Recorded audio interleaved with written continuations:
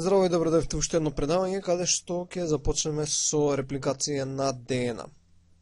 Значи, како што знаеме, сите живи организми се изградени од клетки и тие клетки за да обстојуваат цело време се делат на две или повеќе клетки ќерки.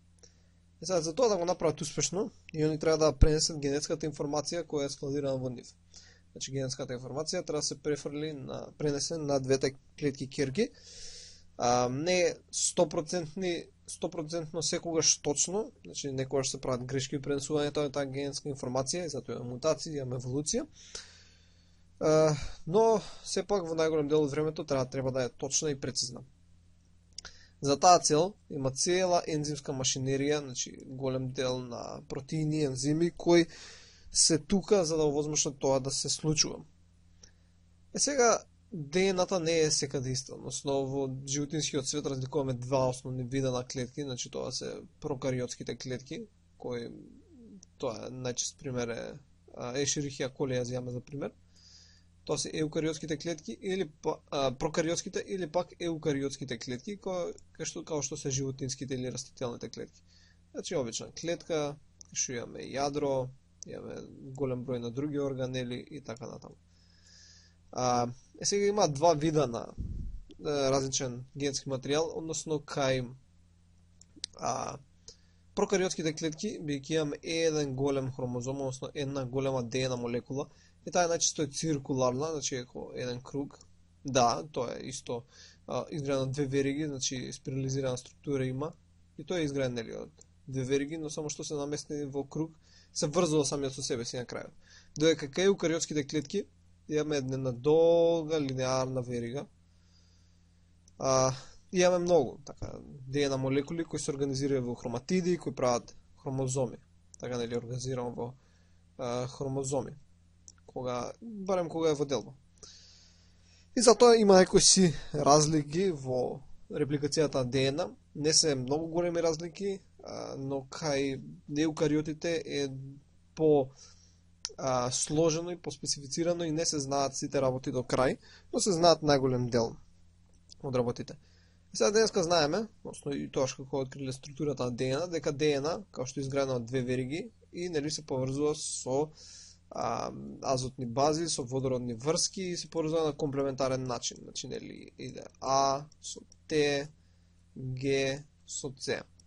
Така да ако имаш едната верига, ако имаш едната верига, речеме имаш само ова, можеш да ја добиеш и другата верига едноставно по комплементарност. Веќе кога знаеш едната верига, дека ова е А, С, Г, Т и така натаму, знаеш кој е и другиот компањон, кој се сврзува комплементарно со таа азотна база. И ова го воочиле уште кој откриле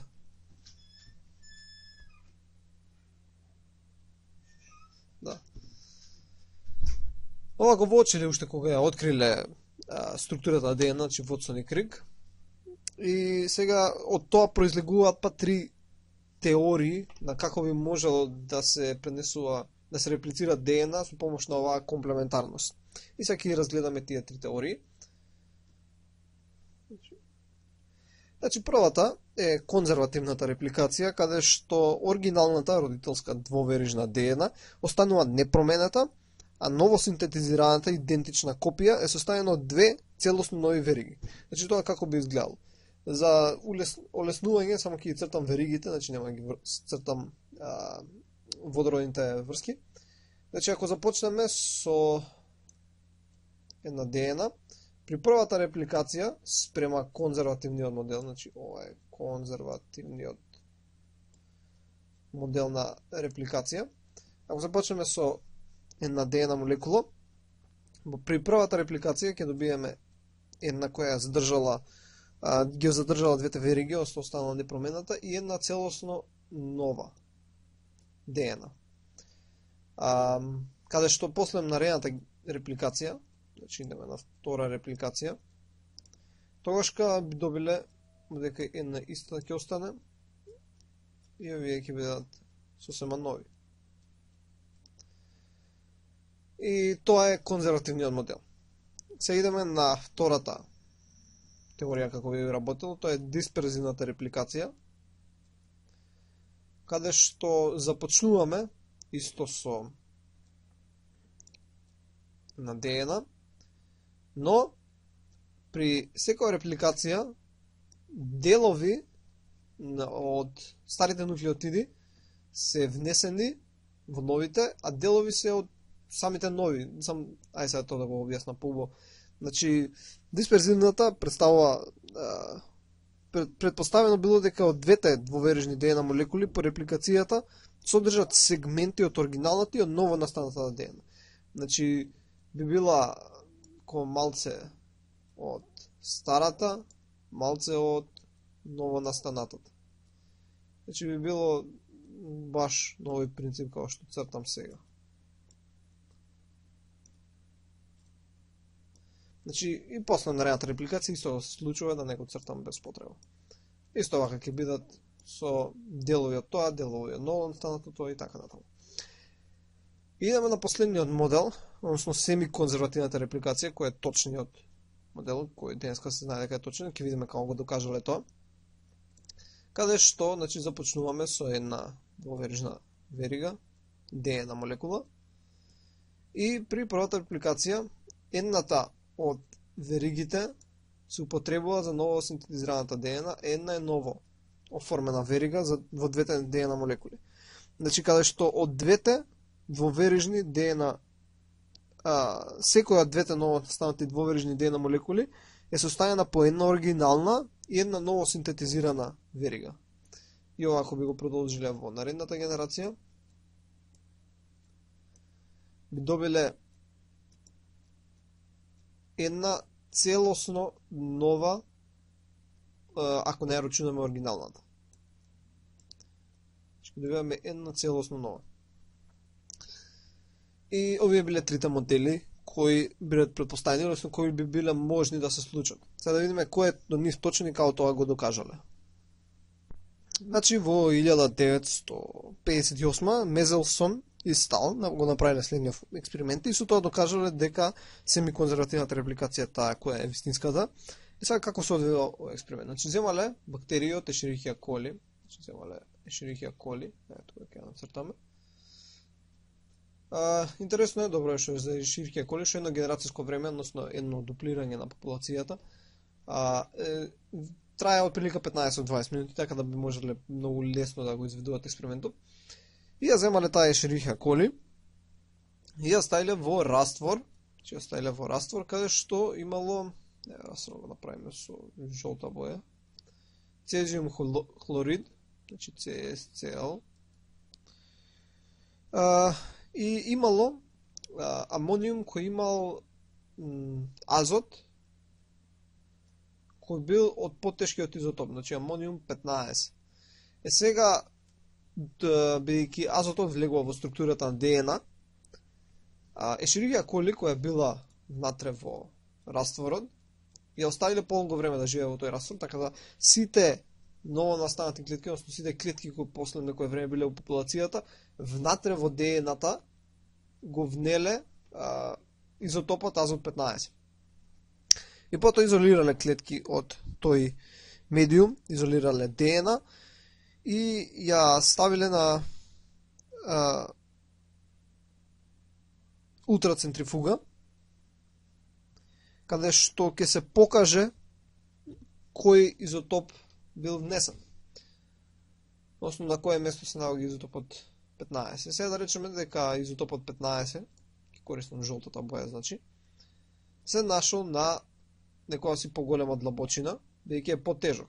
Нормално ова е карикирано и еко преувеличено, разликите биле многу мали спрема секој изотоп сега што ќе покажеме понатаму, но ова е за поголем увид. Значи се нашол доле на дното.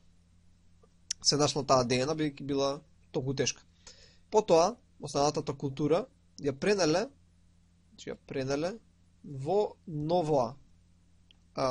нов медиум, каде што имало изотопот, ова да го направиме со портокалова боја, имало изотопот азот 14, односно тој е нормалниот изотоп, односно нормалниот азот, и оставиле една генерација. Значи, само една делба да се случи на репликација на ДНА-та, односно само една генерација на клетки. Изолирале клетки од тој раствор и извоиле ДНА и ја ставиле внутра центрифуга. Резултатите што ги добиле биле дека се наоѓале на средина. Значи, не се наоѓале ни како сите да се со 14, ни како сите да се со 15. И немало нито едно кое било најдоле. Значи, целиот материјал бил на средина. Тоа ни докажува дека ако немало тука најдоле, немало нито една ДНА кој го имало изотопот азот 15. И со самото тоа се побива првиот модел на конзервативна репликација, бидејќи при конзервативна репликација секогаш останува една ДНА молекула која ќе ја има основната градба, како од првичниот примерот. Што тоа би било со азот 15. Но бидејќи го немаме тоа, автоматски отпаѓа првата, конзервативната репликација. Се остануваат двете теории. Дисперзивната и семиконзервативната. Добро, го пренесуваат во медиум, повторно ги пренесуваат, односно во нов медиум, кај што пак има 14, односно не ги пренесуваат, не го оставаат уште една репликација да се одведе. И при тоа се јавила сега повторно имало, значи, на средина, значи имало и со азот 15 и со азот 14, но се јавила ДНА која била само со азот 14. И со само тоа веќе потврдуваме дека е само семиконзервативната репликација. Зашто ако памтите, при семиконзервативната репликација, веќе во втората репликација, имаме ДНА молекули кои се само со ново настанати вериги. Значи веќе немаат основната, односно оригиналната родителска ДНА. Се уште ќе има две молекули кои цело време ќе ја носат, нели, како што правевме, сега пак ќе нацртам тоа, но секогаш ќе се јавуваат повеќе и повеќе со азот 14. И понатаму оставили уште една репликација и нормално тоа и се случило. Значи имаме останале помалце од азот 14, но се јавиле повеќе од азот 15, се јавиле повеќе од азот 14, повеќе од азот 14. И со само тоа се потврдува дека репликацијата на ДНА се одвива спрема семиконзервативната теорија. Сега да имав дека што се случува. Значи, ако започнавме со една верига која беше вака, само со азот 15, после првата репликација ќе имаме едната верига од новонастаната да ќе биде со азот 15, а другата ќе биде со азот 14. И тоа го добиваме. При наредната репликација, ќе имаме две кои се чисти само со азот 14 и две кои се со азот 14 и азот 15. А во наредната, значи уште една ако одиме, ќе останат пак тие двете, сега само нивки и нацртнав дека на крај, кои имале основната верига, оригиналната, родителска, но сега ќе се јават 4, значи 4 кои имаат само азот 14. Сега не ги цртам сите. И тоа и се случило. Значи тие се резултатите. Ако пробаме која било од другите три теории, нема да ги добиеме овие резултати. И со тоа се потврдил дека ДНА се реплицира спрема семиконзервативниот модел. Добро, сега да видиме основните механизми на ДНА репликација, значи сега само основно ќе помине и понатаму ќе се продлабочува ова како што одиме во материјалот.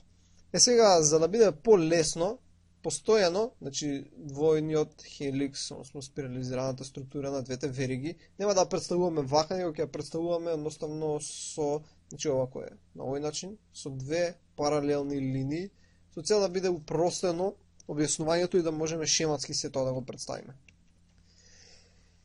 Иако овој семиконзервативен модел на репликација е застапен кај сите досега испитувани организми, сепак постојат определени, но важни разлики у механизмите спрема кои се одвива репликацијата. Значи, кај сите прокариоти, како што рековме, дека има Т1 циркуларен ДНА молекул, ќе напишеме со двете нишки, има разлики. Например, кај бактерија, во домеот бактерија, целиот ДНК молекула е опфатен од еден репликон. Што е тоа репликон? Репликон е целокупниот ДНК регион кој се реплицира од еден извор. Значи, за да се реплицира ДНК, има извор, некаде origin, така origin, кај бактериите, прокариотите С, ама нема врска, тоа понатаму ќе збориме. Значи, има еден origin од кај што почнува бидирекциски да се одвива репликацијата и кај бактериите целиот геном, значи се ова ќе се опфати од еден origin point. Така, од едно место на старт. И, односно, целиот дел кој се реплицира од еден origin point се рекува репликон. Во случајот кај бактериите тоа е целата ДНК. Но кај некој не е така. Например, кај археа бактерии од родот Sulfolobus има 3 репликони. Значи, ако нацртаме повторно геномот, има 3 места од кај што почнува делбата. Значи, 3 репликони се формираат. И се 3 ќе реплицираат одреден дел од ДНК-та. Што е кај еукариотите? Како е кај еукариотите? Кај нас знаеме дека... Добро, немаше потреба да ги избришам. Да ги вратиме. Кај нас ДНК-та е долга верижна. Така ќе ја нацртам кој е на линија само. Каде што имаме многу извори на репликација. Значи, многу извори на репликација, кои што фаќаат различни репликони. И затоа го прави покомплексен процесот. И кај нас се одвива бидирекциски. Сега кај археа бактериите знае да се одвива еднонасочно, но ќе збориме за тоа понатаму. И сега кога се одвива репликацијата, значи, сега ќе го извршувам и пак ќе го нацртам, се случува бидирекциски, бидејќи оди во двете насоки од origin point-от. Значи, ако започнавме со една обична двоверижна ДНК и започне тука некаде да се дели, ќе се отвори ДНК-та, ќе збориме тоа како се отвора и се понатаму, и ќе се образуваат две структури. Значи, ова вдека беше местото на почеток. Ќе се образуваат две структури кои имаат налик буквата Y, значи ова е ко буквата Y и ова е ко буквата Y, кои се нарекуваат репликациони вилјушки, кој се движи во спротивни насоки. Значи, едната се движи во оваа насока, другата се движи во другата насока, односно бидирекциски. И бидејќи веригите се имаат ориентација, односно имаме 3', 5', а другата е обратно, другата е 5', 3'. Тогашка, кога се додаваат нови нуклеотиди, секогаш се додаваат во насока 5 кон 3'. Мислам, нуклеотидите, ново синтезираната верига е 5 кон 3', ама се додава на 3 кон 5'. Сега може да маца ве збудив, но поентата е ако оваа долнава верига е нааму 3 кон 5, односно 5 кон 3 во другиот правец, секогаш ќе мора да се додаваат во оваа, односно, да, во оваа насока новите нуклеотиди. А кај другата верига ќе идат во оваа насока. Бидејќи ова е 5, ова е 3, а ова вдека е 3, ова е 5. И секогаш иде од 5 кон 3. Сега не може тоа да се случува континуирано на двете вериги, бидејќи, ова да го нацртаме се на малце поголемо за да објасниме. Значи, зошто не може да се случува континуирано на двете вериги? Сега ќе нацртаме како една временска линија и секогаш ќе цртаме само едната репликациона вилјушка, бидејќи исто се случува на двете страни, само се комплицира цртежот со многу шарање. Значи, ако ова е 3' крајот, ова е 5', значи ова е 3' и ова вдека е 5'. Значи, ова беше 3. Тогашка, новосинтезираните вериги би биле, оваа би била во овој правец, ама наредната би била во овој правец. Сега, поради тоа што репликацијата се отвара, односно се отвара двојниот хеликс во оваа насока, а новите единици мора да се додаваат само во овој тука правец, тогашка значи новите единици треба да се додаваат само тука, вака наваму. А веригата се отвара во другата насока. И затоа ќе имаме проблем. Сега ќе видиме како би изгледал тој проблем. Значи во наредниот чекор, каде што уште повеќе ќе се отвори ДНА-та, значи веќе се сме стигнале до тука вака некаде. Бројките ќе се останат исти, да не ги пишувам цело време. Долната верига ќе се тера континуирано како што се отвара, ама старата сега тоа ќе заостане, значи до тука. Ова е минатиот фрагмент. Но вдека ќе остане празно.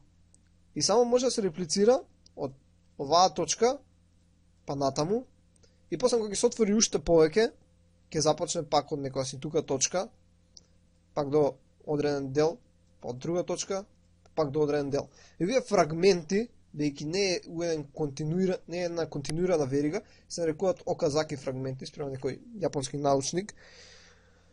И затоа долната верига која се реплицира, оваа е континуирана и е водечка верига, значи водечка, да пишеме со некој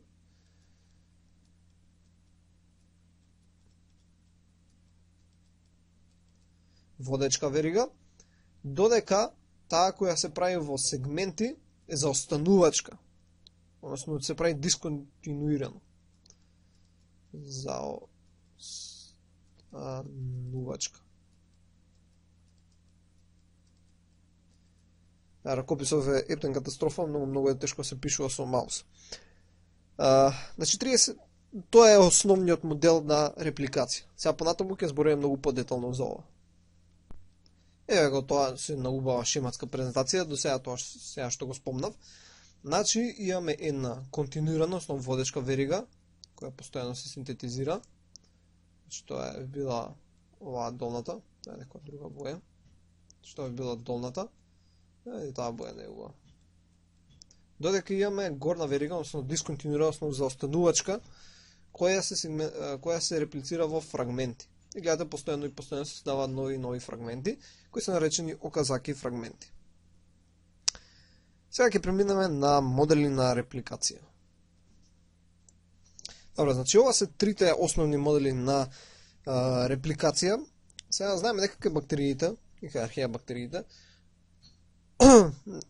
имаме кружна ДНА, циркуларна, која се реплицира спрема тета моделот. Сега зошто спрема тета, бидејќи сега ќе објасниме. Значи кога ќе започне една точка на репликација, значи речеме дека тука е origin point-от, како што се дели, значи постојано, како што ќе се образува тука еден круг, има тука едно меурче, значи ова е другата линија, но меурче кој ќе настанува, и со тек на време тоа меурче ќе стане да добие оваа форма. Значи како што ги имаме двете вериги на ДНА, ќе стане поголемо и поголемо меурчето. Како што гледаме овдека слика, значи сега докај што сум тоа што е нацртано сликата, добро направив една грешка. Значи кој е надворешниот, внатрешниот, трешната ДНА верига од родителската е вака потисната, а тука е ново создадената. И ова сме сега стигнав до ова што е представено сликата. И на крај, и поради ова вака што изгледа, што наликува на грчката буква тета, која е баш вака, и затоа се рекува тета модел на репликација. И со тек на време ќе се добијат два молекули кои ќе бидат на некој начин врзани еден со друг, кои потоа со декатинација, што ќе збориме понатаму, ќе се одвојат и ќе се добијат две ДНА молекули. За ротирачкиот модел нема да спомнеме многу, едноставно ќе спомнеме, значи само тоа што го имате овдека на сликата, и дека вака се одвива репликацијата на некои вируси, како и плазмиди, кој е наречен ротирачки модел, или на англиски Rolling Cycle Replication. И сега повеќе се задржиме на моделот на репликација на линеарни еукариотски хромозоми. значи преска го спомнав на основниот модел, но сега овдека останува да спомнеме бидејќи ДНА молекулата кај еукариотите е толку голема, значи многу голема, едноставно не може целата да се реплицира со еден репликон. Значи со едно origin point ако имавме, не може целата да се помине, као што може да се случи тоа кај бактериската и циркуларната ДНА. Затоа има многу origin point-а, бидејќи целата ДНА кај луѓето има 6 милиарди базни пара, односно 6 милиарди азотни бази, прават базни парови, тоа е многу голем број. И затоа има многу репликони, од прилика еден репликон, односно еден origin point, да речеме, се наоѓа на растојание од прилика од 100.000 базни пара или 100 кило базни пара. Значи кило базни пара. Од прилика на просечно тоа растојание се наоѓаат за да може да се заврши целата работа. Значи као што имаме ДНА, ќе има тука еден репликон, тука, таму и така натаму. И ќе има многу кои ќе се движат во двете насоки со цел да се реплицира целата ДНА. Добро, да сега збориме дека ДНА се реплицира и сега тоа нормално го прават некои протеини. Сега пополека ќе ги објаснуваме некои протеини, но понатаму ќе се задлабочиме од целиот процес како се случува ред по ред. Значи сега како што зборевме, си имаме ДНА, која се прават нови фрагменти, така? Ново синтезирани вериги, со тоа се прават две нови ДНА молекули. Како што спомнеме, тоа се случува 5 кон 3 крајот. Сега кој го прави овој процес? Значи тука на краевите, ова понатаму ќе го видиме многу подетално, има полимерази, односно наречени ДНА полимерази, и некои ги нарекуваат ДНА зависни ДНА полимерази, бидејќи има некои РНА зависни, но они всушност ја користат ДНА како урнек, значи ја користат основната ДНА како урнек, за да читаат и со тоа да создадат нова верига. Значи ја користат старата како урнек и ја читаат и создаваат нова верига. Сега овие се еден вид на протеински ензими. Така и сега има многу видови на различни ДНА полимерази, кои се означени со различни бројки, тоа е и букви во зависност од како ги откривале редоследот на откривање, но не е само еден, значи има различни кои вршат различни функции, ама сите се наречени ДНА полимерази, бидејќи на некој си начин учествуваат во репликацијата на ДНА, или пак репарација или слично. Значи може да се вклучени во репликација или пак во репарација. И сега обично ги бележиме со кратенката пол, значи полимераза, и ако се работи за полимераза која се наоѓа во прокариотски клетки, се ставаат римски броеви, значи полимераза 1, полимераза 2 или полимераза 3. Додека има исто и 4 и 5. Додека ако се работи кај еукариотски клетки, тоа што е полимераза, има грчки букви. Значи може би алфа, може би бета, гама, делта, епсилон и така натаму. Но вие се најважните. Сега да видиме како е општиот принцип, како ова се случува, односно како полимеразата знае да инсертира нови нуклеотиди. Значи ако имаме ДНА-та, значи да е со поголема четка, значи како што имаме урнекот верига, и нели како што рековме ќе се синтезира нова верига комплементарна спрема базите кои се наоѓаат во урнекот.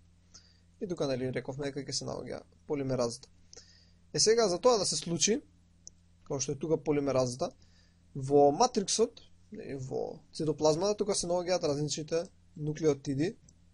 Тоа се нели како што спомнавме А, С, Т и Г, се наоѓаат во цитоплазмата и они кога ќе најдат на ензимот проверува дали, ако го стави овдека, дали ќе образува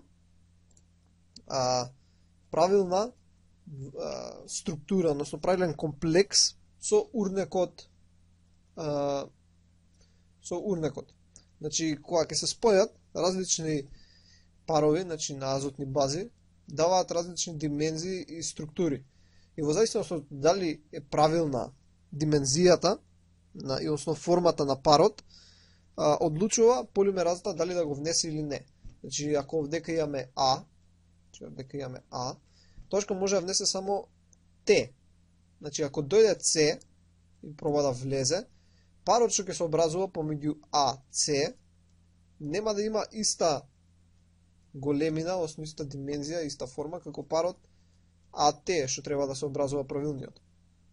И тоа ќе го примети полимеразата и нема да го внесе. Така да може само да се внесе тој кој е комплементарен на урнек веригата. И со тоа полимеразата всушност го забрзува реакцијата на нова синтеза на повеќе од 10.000 пати. Така да не може да се одвива без ензим. Сега, што се случува додека ако е комплементарен, значи ако дое правилниот? Како го инсертира? Значи ако го зумираме ова, ако би го зумирал ова, тогашка, ако урнек веригата, ја направиме да биде оваа, и сега маце ќе ставиме тука една друга верига, која нормално не ја гледат од оваа страна. Мислам и оваа дека е отцепена, така да нема тука ништо друго што би имало. Така да од кај искочи овој дел. Ќе објасниме понатаму. Но сега имаме тука еден дел кој на својот крај има, ова е всушност неговиот 3' крај, има хидроксилна група. И оваа хидроксилна група, кога ќе дојде потребното соединение, значи во овој случај, ако тука имавме А, тогаш кога ќе дојде Т се носи во форма во трифосфатна форма. Значи е врзан за шекерот, кој е врзан со трифосфати. Значи П. И он сега сака да се врзе со А. Не може тоа да го направи. Значи тука е ензимот кој посредува оваа реакција, но всушност ОХ групата врши нуклеофилен напад, да го објасниме со тоа со некоја друга боја. Че врши нуклеофилен напад врз алфа фосфорот, кој се наоѓа од фосфатниот синџир на трифосфатот, и со тоа се ослободува енергија која овозможува образување на фосфодиестерската врска за да се инсертира самиот нуклеотид. Со помош на хидролизата на ова се ослобода енергија и се ослободат неоргански пирофосфат, значи ПП, плюс овој сега пар ќе се инсертира тука, значи ќе дојде шекерот со тето и ќе се врзе со А. И така ќе се продолжи секвенцата. И сега овој пак тука има 3 хидроксилен крај со ОХ, значи 3'. И повторно ќе дојде нареден пар, ако тука ова е Г, кога ќе стигне С, истото тоа ќе се случи. ОХ ќе изврши нуклеофилен напад врз неговиот алфа фосфор и исто С повторно ќе се сврзе со Г и така натаму и така натаму. Сега не објаснивме од каде дојде овој првиот 3' хидроксилен атом. Бидејќи нели овдека кога ќе одвои двојната верига, ако има нацртале овдека повторно, само ја одвојува. Не, оваа овдека нема делче кое би имало 3 хидроксилен крај, бидејќи е одвоена до веригата. За тоа да се случи, се инсертира праймер. Праймерот е ДНА или RNA секвенца, олигонуклеотидна, која е иницирачка и која се формира на друго место, која е комплементарна и потребна за да се започне синтезата, бидејќи полимеразата може да синтетизира само од 5:3. Потребен праймер за да започне, бидејќи полимеразата, овој портокаловиот, фиолетовиот ензим, не може да прави деново синтеза. Значи, ако има една празна верига, не може едноставно да се прикачи на нејзе и да си почне да си прави нова верига. Значи, тоа не може да се случи. Мора да има некој кој ќе го започне процесот, значи мора да има праймерче, на кој ќе се закачи и понатаму ќе може да синтетизира нова верига. И оттаму и самиот процес на репликација со помош на полимеразата се нарекува и елонгација. Бидејќи да не започнува нова синтеза, но едноставно само го елонгира праймерот кој е поставен. Значи ова само ќе се зголемува, значи само го елонгира. И затоа е наречена и елонгација. И сега како што рековме, нели за ова да се случува, потребни се да се наоѓаат во растворот аденин, цитозин, тиамин, гуанин и тоа во нената трифосфатна форма, и исто така се наречени деоксирибонуклеотиди, бидејќи се користат за синтеза на ДНА. Бидејќи се за ДНА, односно се деокси, ставаме Д напред, и тоа се АТП, која не е многу позната, аденин трифосфат, Д, ЦТП и така натаму. Значи ГТП и ТТП. Сите овие заедно се нарекуваат ДНТП, ако сакаме ги кажеме како збир. И сега интересно е дека во цитоплазмата, како што рековме преходно, значи во цитоплазмата има 10 пати повеќе рибонуклеотиди него деоксирибонуклеотиди. Значи 10 пати повеќе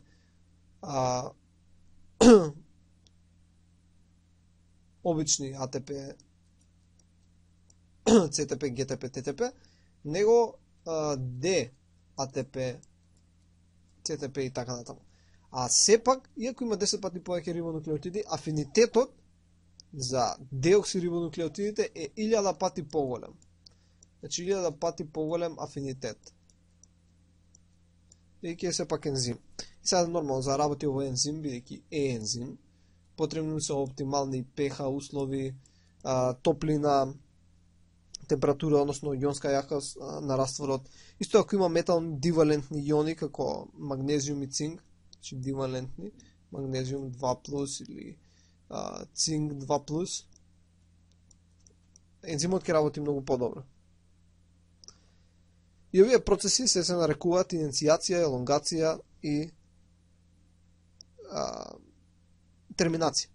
Значи почнуваме со иницијација, со помош на праймерот, и после се елонгира и до некаде ќе застане, ќе се терминира. Зашто ќе збориме понатаму. Значи нормално мора да има крај. И овие термини се употребуваат и при транскрипција и транслација, така да може да настане до некоја забуна од време на време.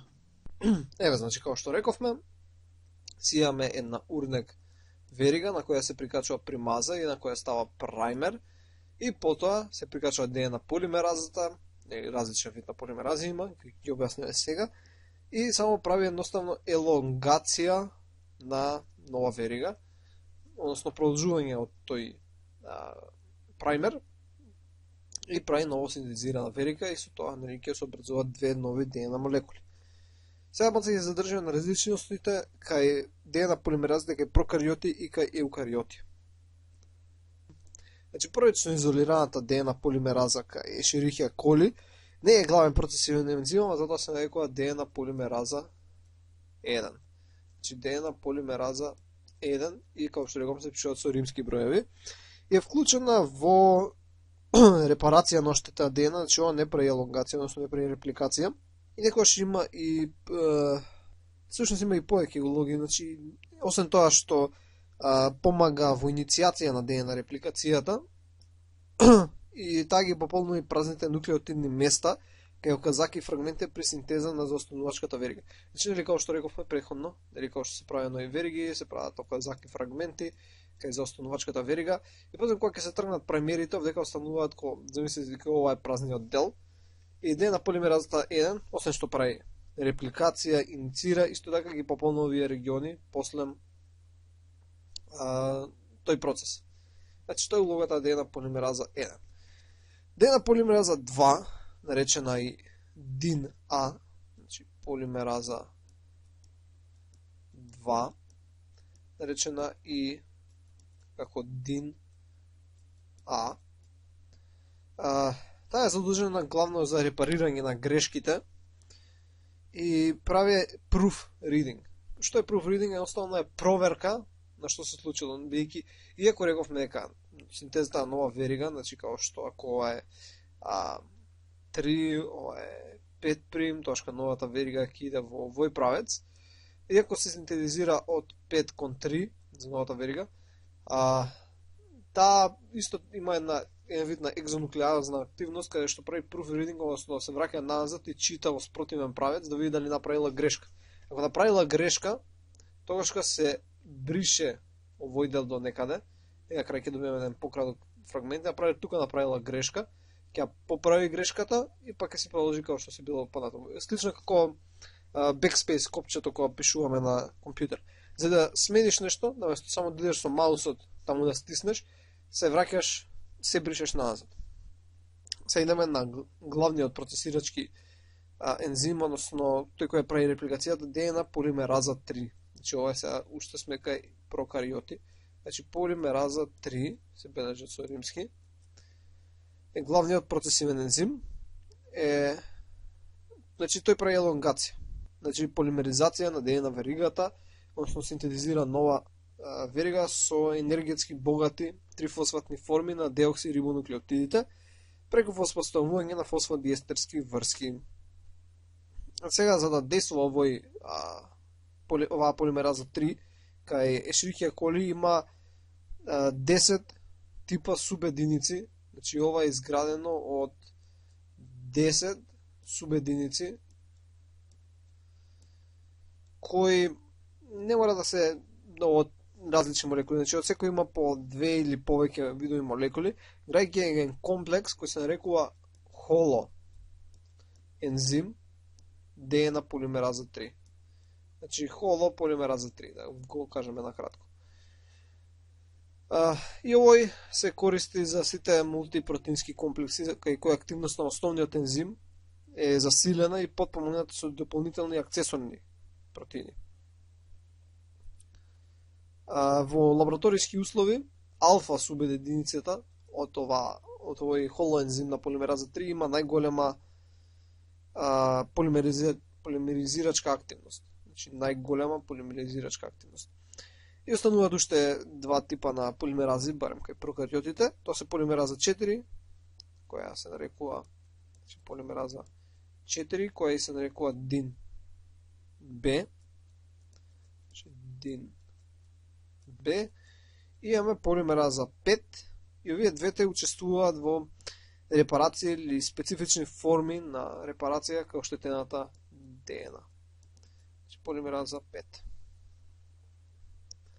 И тоа беа полимеразите кои се наоѓаат кај прокариотските клетки и сега ќе ги видиме полимеразите кои се наоѓаат кај еукариотските клетки. Значи кај еукариотите при репликација на јадрената ДНА, значи запамтите јадрена ДНА, кај еукариотите имаме барем 3 различни типа на ДНА полимерази, односно сега не мора да пишам полимераза алфа, делта и епсилон. Значи овие се главните при репликација на ДНА. Сега за митохондриската, нели овие се за јадрена, овие се за јадрена. А за митохондриска не е заслужна полимеразата гама. И овие се основните кај еукариотите, но нормално има и полимеразата бета, која има еден вид на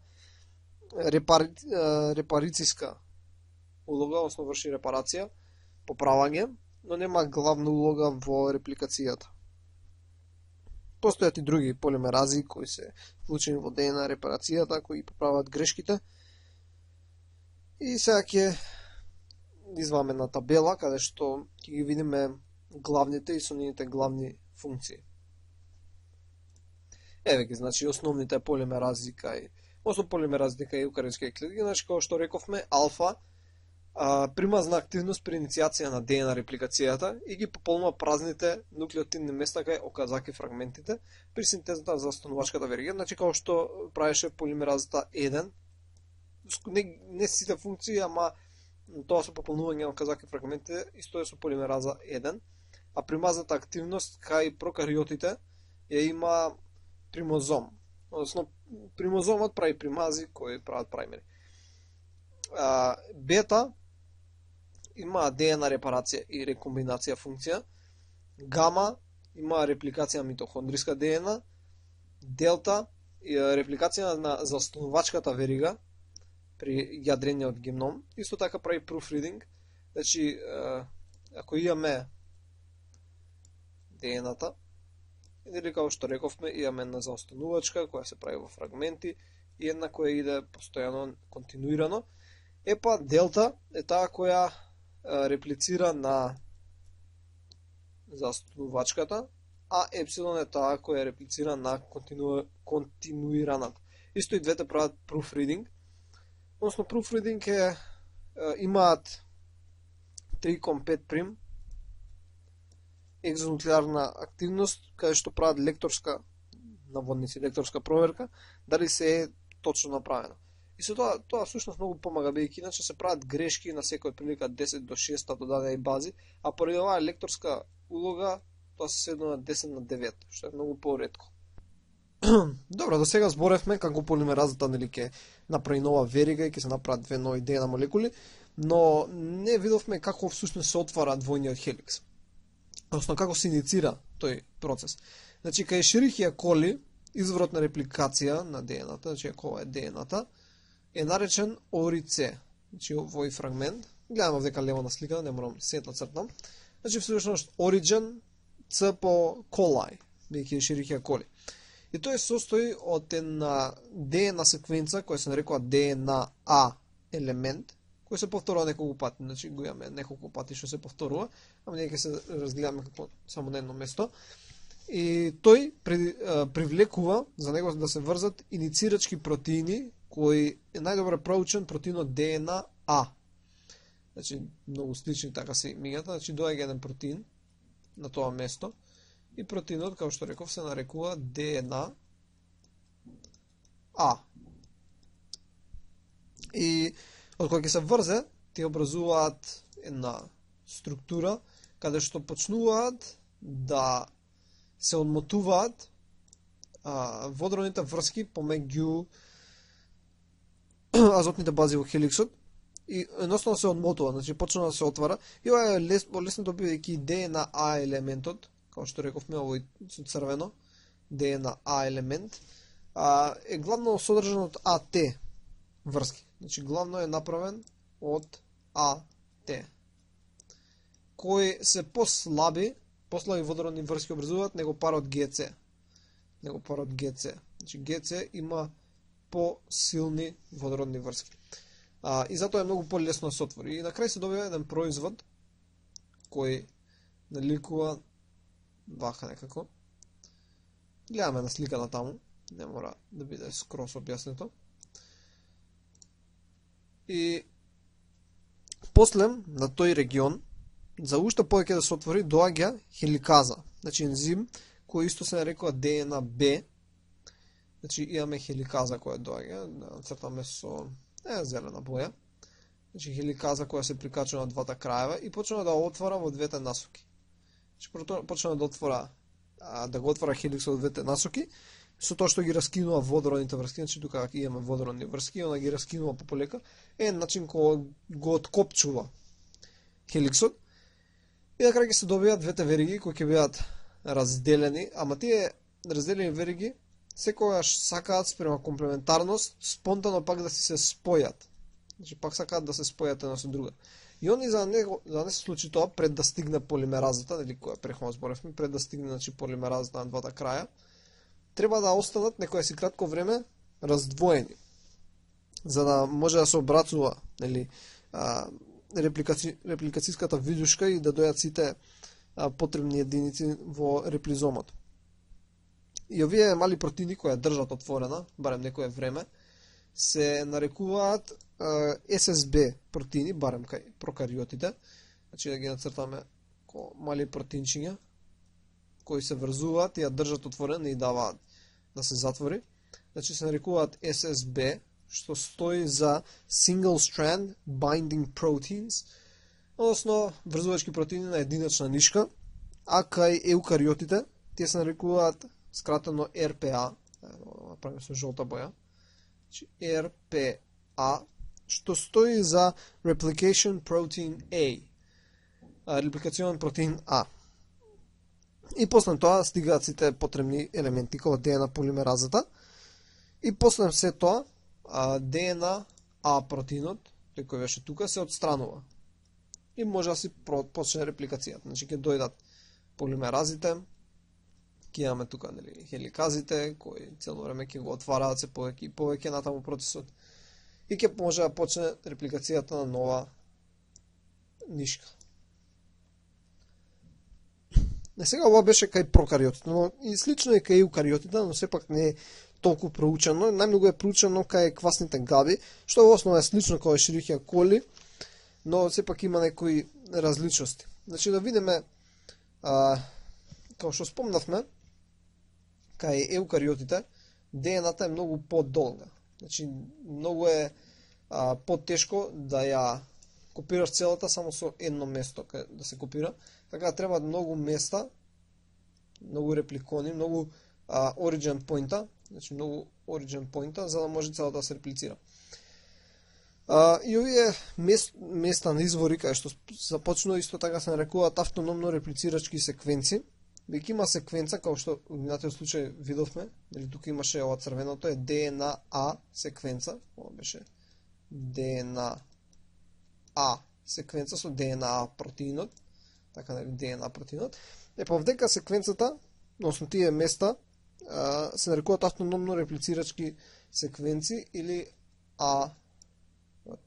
треба жолта боја, ARS, автономно реплицирачки секвенци кои забележано е дека се со должина од 11 базни пара. Значи оваа тука секвенција од 11 базни пара. Но и он тие нели привлекуваат протеини кои се неопходни за ДНА репликација, како што видовме кај прокариотите со протеинот ДНАБ, нели овде имавме ДНА, односно ДНА протеин кој доаѓаше, повдека имаме други протеини кои исто се потребни за да започнат, ама интересно е дека овој ARS сегмент од 11 базни пара не е забележен кај цицачите. Така да се предпоставува дека некои измени во хроматинската структура се тие кои предизвикуваат да стигнат сите протеини на местото. По се ова, кај еукариотите се формира така наречен комплекс за иницирање на репликацијата или ORC, значи Origin Recognition Complex. Значи ќе се образува некој си комплекс на ова место, кој ќе почне да привлекува протеини, како што беа дека DNA-A, DNA-B, кои се наречени CDC6 и CDT1. Значи CDC6 и CDT1.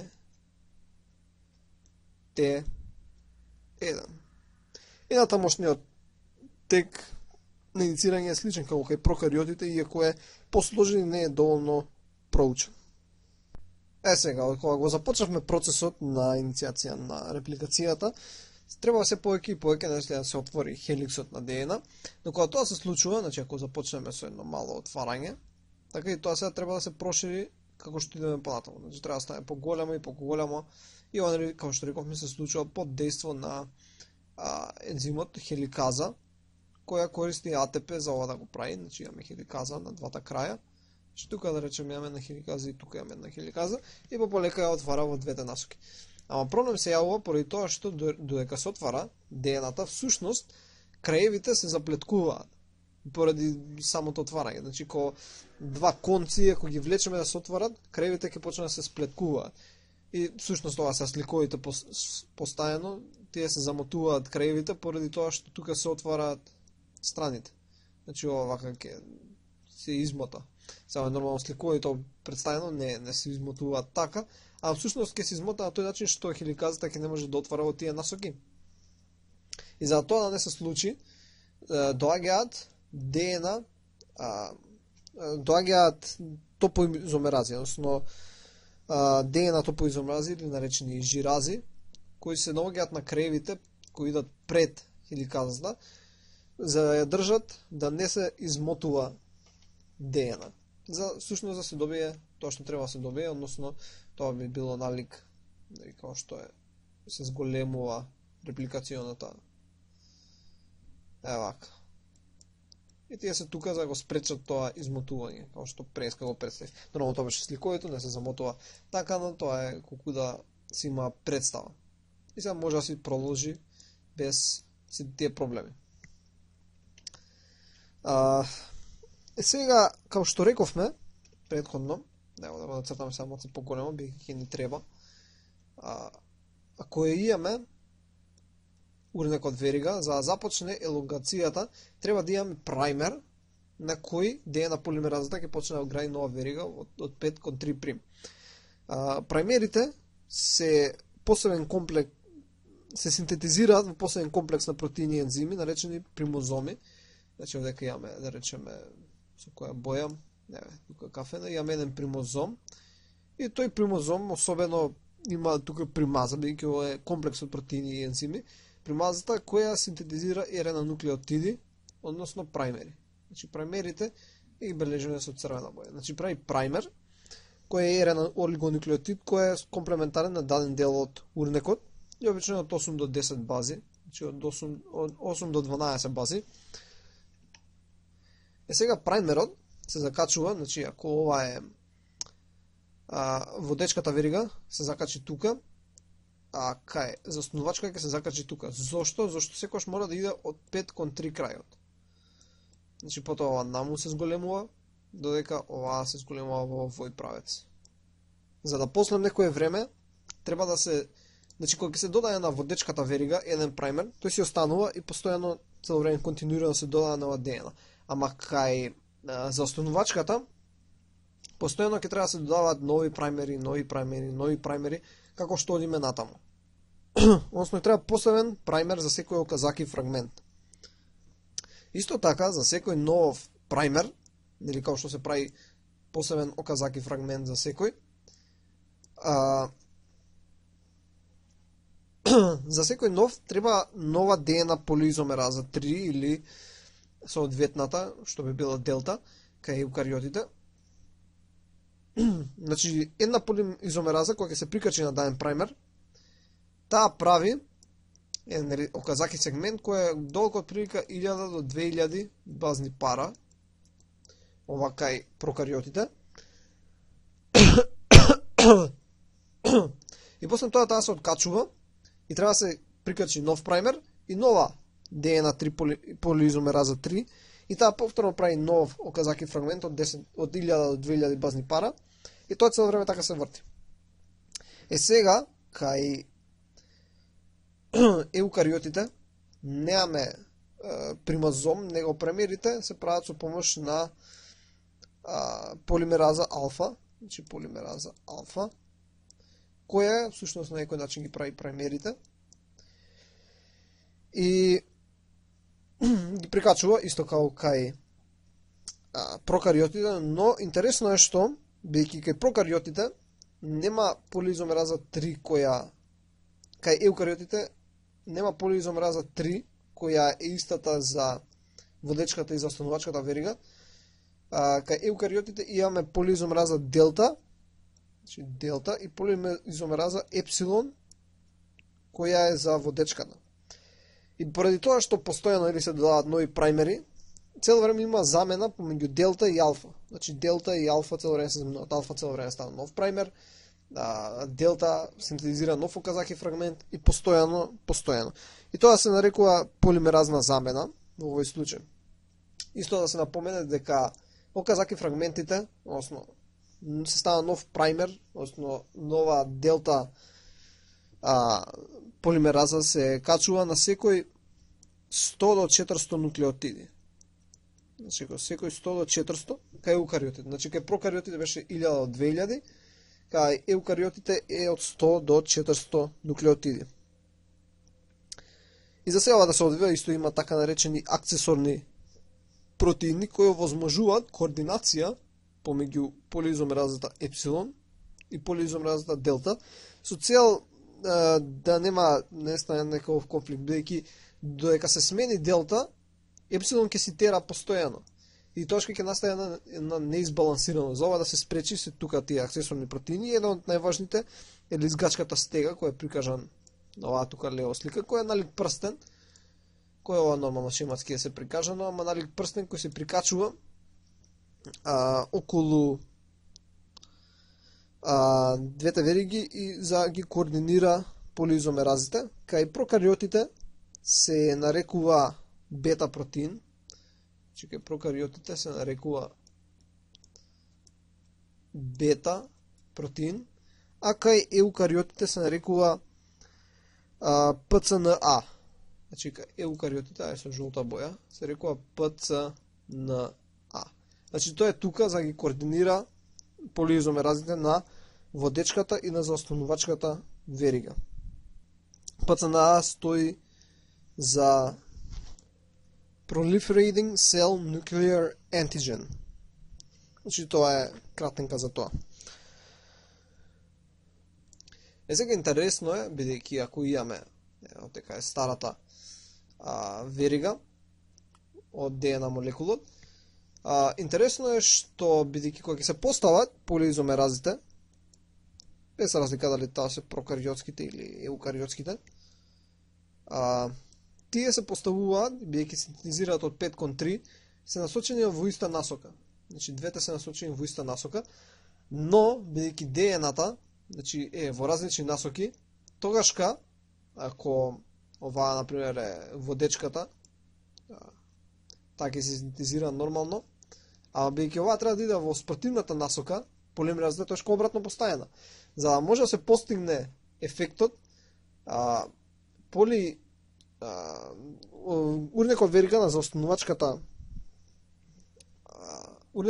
заостанувачката новосинтезирана верига треба да влезе од позади, значи иде од позади влегува на полиизомеразата за да искочи вака од напред и нааму се врти. Што прави еден вид на јамка, нели, со цел ова да се исполни, бидејќи полиизомеразите се поставени во иста насока, а веригите на ДНА идат успротивна, и бидејќи може само да се синтезира од 5 кон 3' крајот, мора да се направи на јамка кај заостанувачката верига. Ќе го видиме ова сликовито. Еве некоја си вид на сумација на сите елементи од сега кои ги спомнавме и на некои што ќе ги спомнеме понатаму. Значи, како што рековме, репликацијата ДНА се одвива со помош на голем број ензими и протеини, кои формираат посебен комплекс кој делува како молекуларна машина за синтеза на ДНА и означава како реплизом. Значи, се ова, вака ова како машинерија, е означена како реплизом. Значи, реплизом.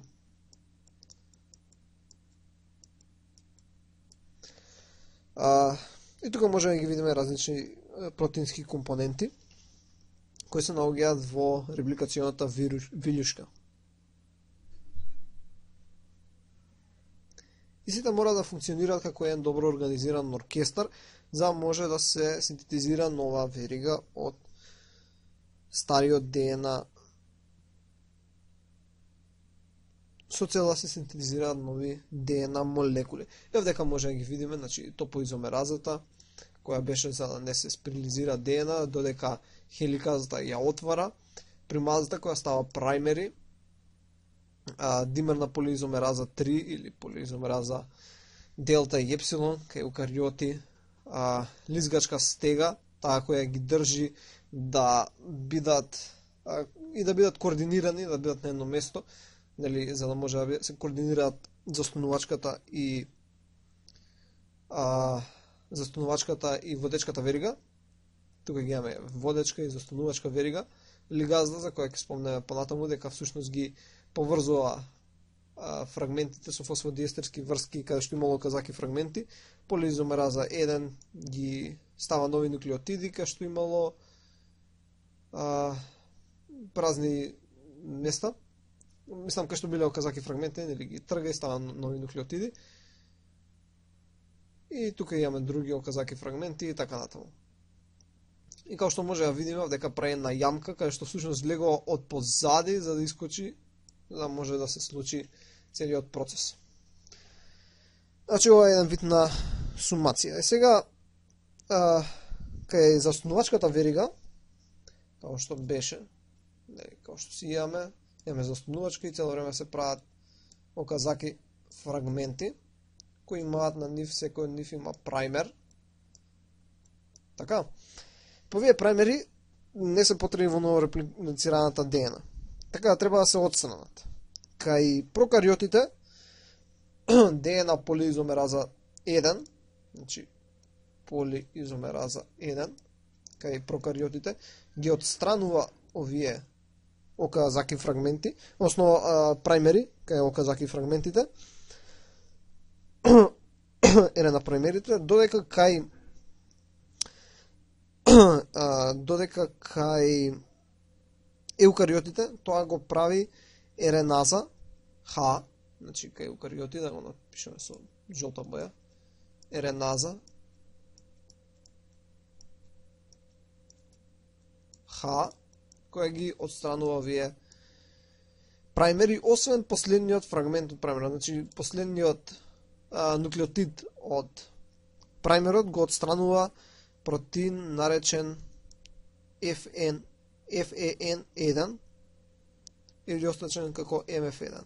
Значи протеин FEN1 или пак означен како MF1 го отстранува последниот нуклеотид од праймерот. И од кога ќе се отстрани овој праймер, тогаш би останале, да го избришам се ова, би останале само сегментите од новосинтезираната ДНА и те треба да се пополнат. И сега пополнувањето всушност пополнувањето е само се ставаат нуклеотиди, значи ја го направиме тоа и на другата, за да е појасно.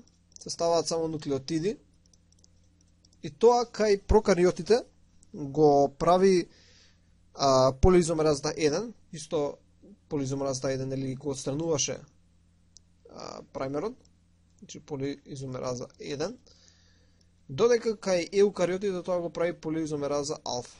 Значи алфа ги додава нови нуклеотиди и на крајот кога ќе се додадат ДНА лигазата, да направиме со некоја си друга боја.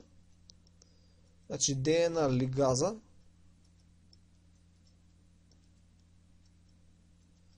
ги спојува со цел да се добие една цела верига. Значи всушност прави фосфодиестерски врски. Денеска знаеме околу 13 компоненти во реплизомот на Ешерихија коли, а кај квасните гави, основно кај еукариотските клетки кај цицачите, откриени се најмалку 27 компоненти. Ево овде имаме шематски да видиме како тоа нели се изгледа. Имаме хеликаза која го одвојува, не знам да цртам по него, значи имаме хеликаза која ги одвојува ДНА молекулите. Тука на крајот треба да има топоизомераза, односно жираза. Водечка верига, се поставуваат праймери, се прават нови вериги, но синтетизирани. Но бидејќи добиваме Оказаки фрагменти, имаме ДНА лигаза која после ги поврзува, но преходно или како што реков имаме полимераза 1 или РНАза Х кај еукариотите која ги отстранува праймерите, па полиизомераза 1 или полиизомераза алфа додава нови нуклеотиди, ДНА лигазата на крај ги поврзува. Сега ќе видиме една целина на динамиката на репликацијата кај прокариотите, но пред да го спомнеме тоа, кај реплизомон треба да кажеме дека полимеризацијата, односно синтезата на нова ДНА важна е координираноста на молекулите на полиизомераза 3. И тоа е лесно со нивното физичко поврзување во нивниот мултипротеински холоензим, како што рековме претходно. Но освен холоензимски компоненти има и три ензими, кои две се на основата полимераза 3, еден е гама комплексот. Зашто значи тоа? Значи како што си ги имаме, значи ако имаме веригата вака, така имаме полиизомерази. Нормално едната верига ќе биде свиткана во како јамка, нели ќе влегува, па да не комплицираме до толку, но имаме полиизомерази кои треба да се поврзани еден со друг, со тој гама комплекс, кој што се состои од лизгачка стега, имаме поставувач на лизгачката стега и имаме две тау молекули, молекули од тау протеин, кои ги поврзуваат полиизомеразите со овој комплекс. Значи, една и уште една. И кои се поврзуваат заедно со целиот овој комплекс. И почна да се врши, ова беше важно и сега ќе збориме за како всушност се врши репликацијата. и ќе збориме кај прокариотски клетки бидејќи подобро проучено, но се смета дека и кај еукариотските е на сличен начин, кој сега ќе го објаснам, но дека може да има и разлики. Кај прокариотската се рекува и тромбонска заради изгледот, кој што го гледаме овдека на сликиве, за кои ќе дискутираме сега накратко, личат тромбон, и затоа се рекува тромбонска. И некои мислат дека не се одвива на тој начин, дека може да е покомплексно или попросто, дека има различни протеини. Односно тоа има, ама дека сосема на некој друг начин може да се одвива. Така не е сосема разрешен процесот кај еукариотите, но се трудиме да го решиме тој процес. Сега да видиме како се одвива чекор по чекор целата постапка.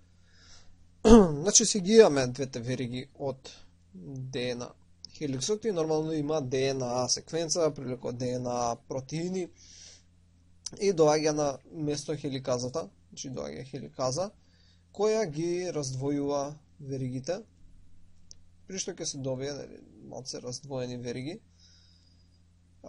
на кои има две хеликази кои ги раздвојуваат и овие нема да се долго време раздвоени, затоа треба да се врзат ССБ протеини и се врзуваат тие ССБ протеини да држат отворено, се додека не дојдат останатите единици. И при тоа кога ќе се случи, значи имаме двете вериги и имаме хеликазата, да направиме со зелена боја, хеликазата која ги раздвојува веригите од хеликсот. Имаме примаза која прави праймери за водечката и за заостанувачката верига. Значи се прават праймери. Доаѓа ензимот полиизомераза 3. Значи ензимот полиизомераза 3 се прикачува. Овие нормално се наоѓаат во едниста насока, така да ова не би изгледало вака, поради поставеноста, како што биделе двете вериги, како што видовме претходно, поради поставеноста на полиизомеразите, кои се насочени во иста насока, значи ако ова е 5 кон 3, водечката ќе си влезе нормално, додека таа што заостанува треба да влезе од позади и да искочи. Така. И затоа се прави една јамка која видовме претходно, но ова не мора да го цртаме дека има јамка, се подразбира дека има јамка. Не мора, зашто ќе изгледа многу комплексен цртот, значи имаме двете полиизомерази 3, кои синтетизираат од 5' кон 3'. И врз секоја од овие ново создадени, тука се става лизгачка, со која боја? Лизгачка стега, се поставува лизгачката стега. Точно за това насока би било. Како што реков, лизгачка стега е всушност протеин кој е еден вид на круг и користи АТП за да се отвори, ќе се отвори на некој начин, ќе се отвори, ќе влезе тука веригата и после ќе се тргне АТП-то и ќе се затвори. И на тој начин влегува стегата околу веригата. Но добро, и имаме таа лигаза, односно лизгачка стега, и таа помага двете полиизомерази да се постават таму кај што требаат, или со помош на тау протеинот, двата тау протеини, не знам која боја да земам, значи тука ќе бидат двата тау протеини кои ќе поврзат полиизомеразите, исто така ќе се постави и гама протеинот, нели со другата лизгачка, со отворената лизгачка стега. Ето да го направиме со жолта боја. И сега ќе почне синтеза, нели ќе се направат нови единици, каде што континуираната долеки иде цело време постојано, значи ова е континуирана, додека ова е заостанувачка, и постојано континуарата, значи само има еден праймер, додека кај заостанувачката постојано ќе треба да се додаваат нови праймери, и нови фрагменти, и нови праймери, и нови фрагменти, така натаму ќе се прават повеќе оказаки фрагменти, каде што после, како што рековме, полиизомераза 1, значи полиизомераза 1, ќе ги отстрани овие фрагменти, ќе стави нови нуклеотиди, запослем ДНА лигазата, значи запослем ДНА лигаза, да ги сврзе и да направи една целосна верига. Тоа се случува за основачката. И секој всушност оказаки фрагмент кога се завршува, бидејќи една полиизомераза, значи една полиизомераза прави само еден оказаки фрагмент. После секое завршување, целата верига се откачува од таа јамка, преска нели што ја зборевме, нели има една јамка која се прави. Целата верига се откачува од јамката и се откачува и целиот ензим. Се поставува нова лизгачка стега, па после пак се поставува на јамката. И како што реков, нели, полиизомераза 1, после ги поврзува заедно со лигазата, се поврзуваат сите тие праймери и се прави една цела верига.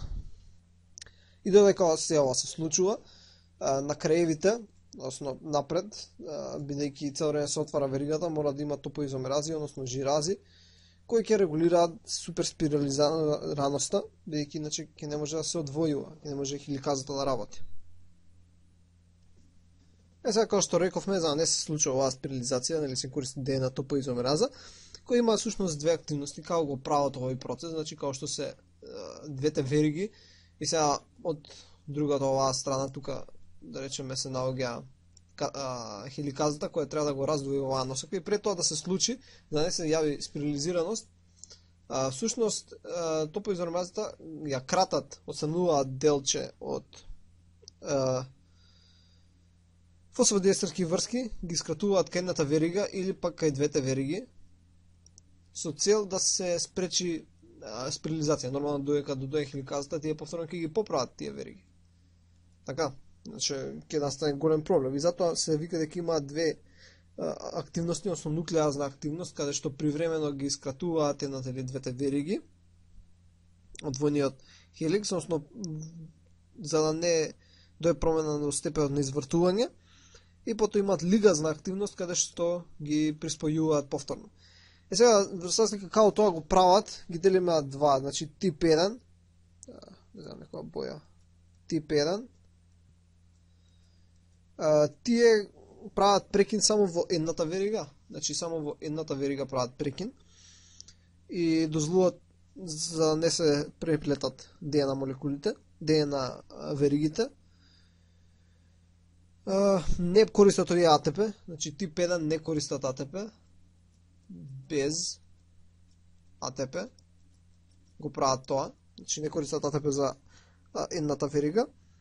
Најверојатно користат торзиона енергија, ослободена од релаксирањето на суперспирализаната ДНА, барем така се смета за да направат еден прекин.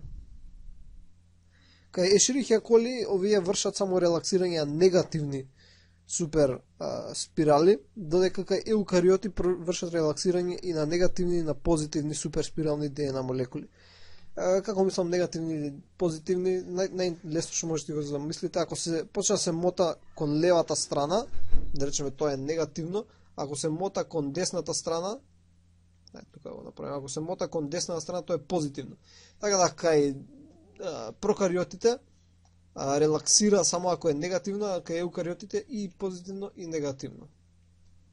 И ги имаме ДНА топоизомераза од тип 2, значи тоа беше тип 1, имаме од тип 2, која користи АТП, значи користи АТП.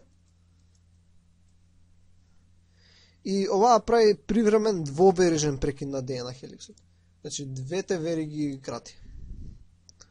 И овие трошат АТП, како што реков, и може да релаксираат негативна и позитивна суперспирализираност. Значи оваа првата можеше негативна кај прокариоти, негативна и позитивна кај еукариоти, а ДНА топоизомераза 2 може и позитивна и негативна и кај прокариоти и кај еукариоти. Бактерискиот ензим се нарекува и ДНА жираза и така најчесто се користат двете наизменично. Сега, всушност, иако има два типа, всушност има 6 топоизомерази, но тие кои се наоѓаат од првиот, третиот и петиот се од тип 1, значи која боја да земам. Тие кои се од 1, 3 и 5 се од тип 1, а тие кои се 2, 6, 2, 4 и 6 се од тип 2. Значи топоизомераза 1, 3, 5 се од тип 1, топоизомераза 2, 4 и 6 се од тип 2. малце шематки како би изгледало. Значи, ако е без топоизомраза би се извиткала, а ако е со топоизмраза може да се седи, бидејќи има го прекинот, овдека има прекин, со некоја друга боја. Значи, тука е направен прекин и затоа не се спирализира целата ДНА, за да може да се одмотува во даден правец. И сега, бидејќи толку важна топоизомразата за оплеткување, значи се користат, тоа може да го докажеме со тоа бидејќи се користат доста инхибитори во кај различни заболувања, например за инхибиција на топоизомразата 1 се користи топотеканот кој ја инхибира топоизомразата од тип 1, а за топоизомразата од тип 2 се користи етопозид. И овие се користат како мокни цитостатици при хемотерапија на некои форми на канцер, бидејќи спречуваат делба на клетките. Бидејќи ако не може да се ако нема топоизомразата, ќе се извртат многу и ќе не може да се делат убаво. Исто може да се користат хинолини кај бактериски инфекција, односно кај бактериската жираза. Така, ДНА жираза. Односно тоа исто топоизомраза, само така се нарекува кај бактериите и се користи кај бактериски инфекции. Сега се тоа убаво, бидејќи видовме како се дели ДНА-та, односно како се реплицира ДНА-та, но тоа не ни прави голем улога ако не можеме да го запреме тој процес. Зашто тој ќе тера до бескрај и некош може да направи проблем. И сега ќе речеш, па добро, па што ако тера до бескрај и онака само еден и треба да истера до бескрај да се заврши цел круг. Така нели како беше. Круг е и како тера од двете страни и ќе стигне тука до крајот и ќе се заврши. Но не е така просто, мора пак да има некој терминирачки протеин, бидејќи кај нас, например, како што е една линеарна, и има повеќе репликони, места на репликација, мора да се знаат прилика кај да завршат, за да не се судрат у наводници. Тука доаѓаат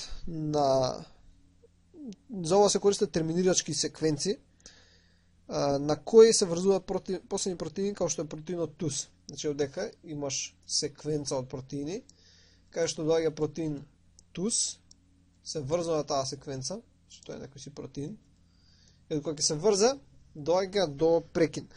Сега интересно е кај бактериите, бидејќи се кружни ДНА молекулите, на крај кога ќе завршат, се катенизираат, на некој начин се врзани една со друга, како што на почеток исто спомнавме, значи се врзани една со друга, и за може да се отплеткаат, тоа исто се рекува катенирани хромозоми, потребна е топоизомраза од тип 2. Тип 2, зошто? Зашто ги крати двете вериги. Така, ги крати двете вериги кај двете единици, основно кај двете се скратат. Значи едната само треба да се скрати и ќе може да искочи од другата, така како две алки. И затоа се користи топоизомраза од тип 2 и на крај добиваме декантинани хромозоми. Сега малце да спомнеме за брзината, односно процесивноста на репликацијата и колку е таа добра и успешна. Дали како што рековме, зашто треба репликација, бидејќи како што имаме една клетка со даден ген, треба да се направат два гена, за да може да се добијат две клетки со по еден ген. Така. И за тоа да се случува, како што рековме на почетокот, треба да е доста прецизно, но не скроз прецизно, бидејќи треба да има мал простор за грешки, за да има еволуција, но не премногу, за да не би успеале клетките и да настане смрт до клетката. Сега кај прокариотите, полимеразата 3 просечно внесува 1000, значи ова е полимераза 3, просечно внесува 1000 нуклеотиди во секунда.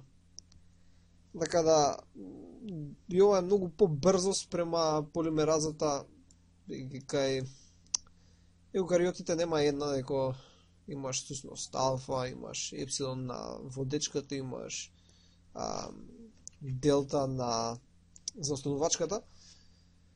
Не е една, но тие внесуваат од прилика 50 нуклеотиди на секунда. Сега можеш да си речеш, тоа е многу поспоро, а ДНК-та на ДНА на еукариотите е многу поголема, така да ако е поспоро и е поголема, значи многу треба време да се реплицира, но поентата е кај еукариотите, односно, правим да речеме кај прокариотите, нели има еден ДНА молекул и има еден ориджин и еден репликоден всушност. Но кај еукариотите, бидејќи една има многу репликациони единици. Се замисли си, иако е 50 нуклеотиди во секунда, то помножи го по 1000. Значи по 1000 репликони кои се наоѓаат во една ДНК молекула, така да брзината би била 50 пати поголема него прокариотите, бидејќи 50 по 1000. Така да иако е доста споро на даден репликон, вкупното е побрзо. Сега тоа е зашто и еукариотските пазат да прават помалце грешки спрема прокариотските и затоа се по-спори, бидејќи едноставно се по-прецизни. Но сепак има и други работи. Сега, иако е толку комплексен овој систем и доста прецизен, бидејќи секој ден во телото имаш милиони нови клетки кои се формираат, така да ако цело време настануваат грешки, цело време се јава канцер, проблеми, недоволни клетки, ќе имаш многу проблеми. Затоа треба да е доста прецизен процесот, ама треба да се има грешки за да може да се има адаптација, така да може да се има еволуција. Значи, обично полиизомеразите успеваат да ги внесат, нели, како А, Т, Г и С, точните парови, и прават грешка само на некој 10 на 4 до 10 на 5 внесени нуклеотиди, што се многу големи броеви, но сепак тоа е било доста честа грешка. Ама сепак од кога ќе заврши синтезата, гледаме дека има грешка само на секој на 10 на 9. Значи тогаш или 10 на 10, зависи. Да си кажеш како прави грешка на секој 10 од 4 до 10 до 5, после целосна синтеза има на секој на 10 9, секој 10 до 10. Тоа е поради, како што рековме, полиизомеразата 1 и 3 кај прокариотите или пак полиизомеразата епсилон, делта и гама кај митохондриската ДНК имаат екзонуклеарна лекторска улога, бидејќи имаат всушност екзонуклеарна 3' кон 5' лекторска улога. На некој начин наводници ја читаат урнек веригата и гледаат кај има направено грешка. И ако имаат направено грешка, например, ајде вака, ова е урнекот и сега се синтетизира и читаат наназад. Значи читаат наназад од синтетизирањето и најдат гледаш дека тука има грешка некоја. И кога ќе направат тоа, тие бришат се што било претходно, значи го бришат ова, се до не стигнат до грешката и кога ќе стигнат до грешката, ја поправаат и пак се продолжуваат назад. Значи не може само таму да отиде кај што е грешката ја попремора, се да избриша назад. Ама поради ова проверка има ретки грешки. Но сепак постојат. Сега целиот овој процес кај еукариотските клетки е многу по-комплексен, како што можете да заклучите до сега, но значи освен тоа што треба да се синтетизира нова ДНК, тоа треба да се поистоветува, односно се координира заедно со делбата на клетка, со синтеза на микротубули, на делбеното вретило и сите фази на митоза и на мејоза. И освен тоа, треба ново синтетизираната исто да се намота хистони, со тоа нели да се организира во хроматиди, по хромозоми и така натаму, за разлика од прокариотите, кои како што се наоѓа само како една циркуларна молекула. Сега исто така во текот на репликацијата нуклеозомските протеини мора привремено да се одвојат од ДНК молекулата и по репликација повторно да се поврзат, бидејќи нели ДНК е организирана во нуклеозомски единици со хистони. И за да може да се прави репликација, први морате да се одвојат и после се поврзуваат со помош на послучаен распоред, со помош на протеин CAF1 кој стои за Chromatin Assembly Factor 1, кој е всушност фактор за асемблирање на хроматин, се врзува со хистоните, значи како што овдека имаме нови хистони, CAF1 се врзува со нив, ги носи до ПЦНА регионот кој всушност беше бета протеин кај прокариотите и ги асемблира во нови нуклеозоми, прави нова нуклеозомска нишка и понатаму се прават хроматиди, хромозоми и така натаму. Сега, како што знаеме од кога ќе се направат ДНК молекулите, нели тие се организираат заедно со хистони и образуваат хромозоми. Значи хромозомите наликуваат на големи иксови. Така, може да бидат од една хроматида, од две хроматиди и така натаму. Но на крајовите од нив се наоѓаат теломери. Значи може да си ги замислиш као крајовите на врците од патиките и вие се го држуваат интегритетот на хромозомите и спречуваат нивно скусување. Зошто? Сега ќе видиме. Значи, како неизбежен процес при секоја делбана клетка. Значи, постојано кога се дели, клетката губи дел од својата ДНК, ама наместо да губи дел од својата важна ДНК, на крајовите има теломери, кои се еден вид наводници неважна ДНК, која се скратува со цел да не се губи важен материјал при секоја делба. И сега теломерите всушност содржат голем број повторувања и репетиции од една некодирачка секвенца, значи како што е секвенцата. На крајот имаат, значи ова кој е 5' крајот, ова е 3' крајот, има секвенца која е Т, Т, А, Г, Г, Г. Значи ТТА, ГГГ. И овие теломерни секвенции се повторуваат стотици илјади пати една до друга. И едната верига, таа која е 3' крајот, кој значи ако е другата верига е вака, значи другата верига овдека е 5', овдека е 3', е пократка. Значи 5 кон 3, односно 3 крајот од крајот на секоја верига е поголем спрема 5' крајот. Значи ако ова е 3', ова е 5', 3' крајот е поголем спрема 5' крајот. Тоа можеме да го видиме овдека на оваа тука доле слика. Значи 3' крајот е поголем од 5' крајот. Исто поради тоа што тоа е начин се нарекува и 3' протрузија, значи 3' крајот кој има гуанински нуклеотиди, значи ГГ, е поголем од тој кој има цитозински ЦЦЦ. И тоа е 3' протрузија. Кај различни животни е различна, но обично е голема од 50 до 500 нуклеотиди. Е таа протрузија. Добро. И кај цицачите оваа протрузија е заштитена со мултипротеински комплекс, наречен протеинско солништо, односно шелтерин. Значи, да земам лилјакова боја и да го замотам, значи заштитен од протеин шелтерин, кој овој протеин всушност не дозволува да се реперира и на некој начин да се синтезира нов дел. Така, што е малце иронично, но сепак служи за заштита и за да не се слепуваат. Добро, освен не реков зашто освен што има заштита да се губи цело време материјал од хромозомите, исто не им дава да се слепуваат еден со друг и да прават некои чудни структури.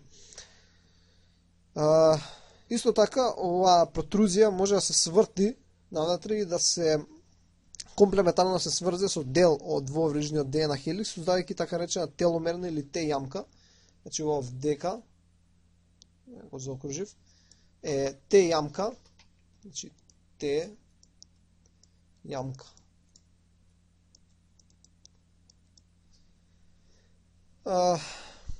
И кај секој организам, кај секоја клетка теломерните секвенции варираат, што ни укажува дека тие и растат и се скусуваат. Значи ова е феномен како означен како репликацијски проблем. И сега при репликација самите крајови од линеарните хромозоми. Бидејќи, ако би го нацртале вака, имаме двете вериги, ама сега кога се синтетизираат, кај првата, значи имавме еден праймер кој постоја на крајот на водечката и си тера до крај, ама кај другата цело време поставувавме праймери за тера, така. И сега на крајот, тој праймер еден што останал, нема да се замени и на крај кога ќе се пополнат другите праймери, така дали ќе се пополнат праймерите, си има полимераза 1, односно ДНК лигаза, ама крајниот нема да се пополни и ќе остане празен регион. И затоа е пократка таа верига. Сега, ако тоа цело време се случува, при секоја делба ќе се губи делче. Значи, обично при секоја клеточна делба се губат околу 50 до 100 базни парови И тоа губење ќе биде безопасно се дори да се стигне до важниот дел. Кога ќе почне да се губат важни кодирачки делови од ДНК е опасно. И за ова да се случува, особено кај клетки кои често се делат, значи хепатопоетските клетки на црниот дроб или пак тие на гастроинтестиналниот тракт, има посебен ензим кој ја одржува должината на теломерите, кој се нарекува теломераза. И како што можеме да видиме вдека на оваа долната слика, тоа е еден вид на реверзна има реверзна транскриптазна активност која ги продолжува овие краеви. Така им додава секвенца CCUAA, која е комплементарна на репликацијата TTTAGGG и со тоа овозможува да се продолжи нареден пат повторно таа само се скрати, а не се крати да не се губи толку многу. Со што се зголемува бројот на делби. За некои сметаат дека ова е фонтаната на младоста, дека ако ова може да се стаи на сите клетки, нема да старееме, што е дека е точно, но проблемот што не може да се стаи е дека ова ако се стаи се јавува канцер. Така да канцерот не старее. Ако би можеле цело време да бидеме млади, би биле канцер. Добро, тоа беше се за репликација на ДНК и во наредното видео ќе збориме за транскрипција.